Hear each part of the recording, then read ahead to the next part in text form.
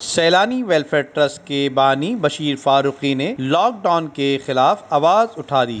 بدقسمتی سے ایک بار پھر کرونا وائرس اور لاک ڈاؤن کا شور مچا ہوا ہے، اور یہ جو لاک ڈاؤن ہے اس کے پاکستان اور غریب ملک تو بالکل متحمل ویسے ہی نہیں تھے، لیکن آپ آج اخبار اٹھا کے دیکھیں کہ برطانیہ جیسے ملک میں بھی لوگ لاک ڈاؤن کے خلاف کھڑے ہو گئے ہیں کہ ان کو بھی اب یہ لاک ڈاؤن قبول نہیں ہے، کیونکہ یہ معیشت پر ایک بہت بڑی کاری ضرب ہے۔ جبکہ مولانا بشیر فاروقی نے کرونا وائرس سے جان چھڑانے کا حل بھی بتا دیا۔ تو کب تک ہم یہ لاک ڈاؤن کے جملے سنتے رہیں گے، معیشت کی تباہ حالی دیکھتے رہیں گے، نظام کو بکھرتا ہوا دیکھتے رہیں گے؟ ٹھیک ہے، وہ لوگ اپنے طور پر احتجاج کرتے ہیں، ہمیں احتجاج کے بجائے اللہ کی بارگاہ میں آنا ہوگا۔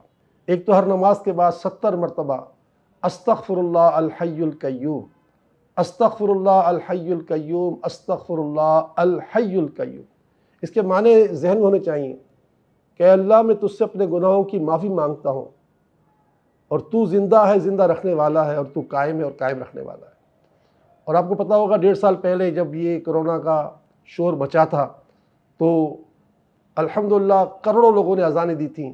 ایک بار پھر آپ اور ہم نیت کریں کہ رات کو 10 بجے 4 سال کی عمر ہو یا 80 سال کی عمر ہو، ہم جو ہے اپنے گھر کی بالکنی میں، صحن میں، چھت پر جائیں اور اذان دیں کہ اذان کی وجہ سے یہ مصیبت پھر ٹلے گی۔ پاکستان پہلے ہی غربت کی چکی میں پسا ہوا ہے، اور ہمارے حکمرانوں کی ناقص پالیسی کی وجہ سے ہم مزید اپنی معیشت کو تباہی کے دہانے پر لے جا رہے ہیں، لہٰذا ہمیں اللہ سے اپنے گناہوں کی توبہ کرنی چاہیے۔ ندیم صدیقی، میٹرو 7 پاکستان۔